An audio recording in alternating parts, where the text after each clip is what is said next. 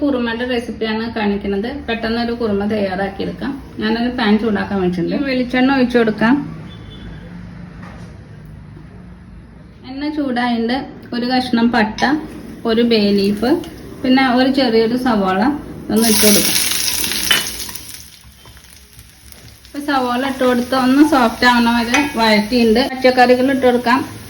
1/4 cup carrot, 1/4 cup frozen green peas, പിന്നെ 1/4 cup ഉരുളക്കിഴങ്ങ്, പിന്നെ 1/4 കപ്പ് ബീൻസ്.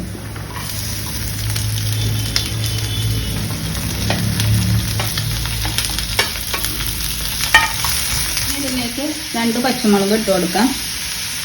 പച്ചമുളക് ഇട്ട് കൊടുത്തിട്ടുണ്ട്. ഇതിലേക്ക് ആവശ്യത്തിനുള്ള ഉപ്പ് ഇട്ട് കൊടുത്ത് 1/2 കപ്പ് വെള്ളം ഒഴിച്ച് ഒന്ന് അടച്ചു വെച്ചിട്ട് വേവിക്കാം.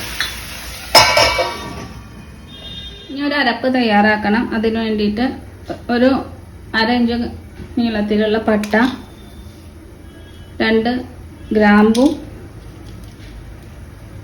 പിന്നെ 2 ഏലക്കായ, ഒരു ചെറിയ കഷ്ണം ഇഞ്ചി, അണ്ടിപ്പരിപ്പ് 4 എണ്ണം, പിന്നെ 2 പച്ചമുളക്, 1 ടീസ്പൂൺ പൊട്ടുകടല, പിന്നെ 1/2 ടീസ്പൂൺ പെരുംജീരകം, പിന്നെ 1/2 കപ്പ് തേങ്ങ ചിരകിയത്. ഇതെല്ലാം കുറച്ച് വെള്ളം ഒഴിച്ചിട്ട് നന്നായിട്ടൊന്ന് അരച്ചെടുക്കാം.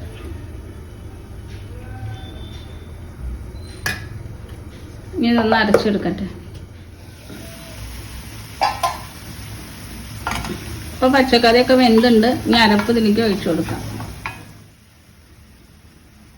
ഇനി ഇതിലേക്ക് ആവശ്യത്തിനുള്ള വെള്ളം കൂടി ഒഴിച്ചു കൊടുക്കാം. 1/2 കപ്പ് വെള്ളം ഒഴിച്ചു കൊടുക്കാം.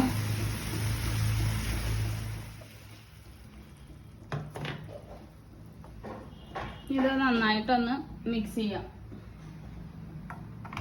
അതിലേക്ക് കുറച്ച് ഉപ്പ് ഇട്ട് കൊടുത്തിട്ടുണ്ട്. ആദ്യം കഷ്ണം വേവിക്കുമ്പോൾ കുറച്ച് ഉപ്പ് ഇട്ട് കൊടുത്തിട്ടുണ്ട്. ഇപ്പോൾ കുറച്ച് ഉപ്പും കൂടി ഇട്ട് കൊടുത്തിട്ടുണ്ട്. ഇനിയിപ്പോൾ നന്നായിട്ട് തിളച്ച് വന്നിട്ടുണ്ട്.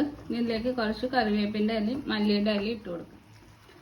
മല്ലിയുടെ ഇല ഇട്ട് കൊടുത്തു, കുറച്ച് കറിവേപ്പിൻ്റെ ഇലയും. ഇപ്പോൾ കുറുമ തയ്യാറായിട്ടുണ്ട്.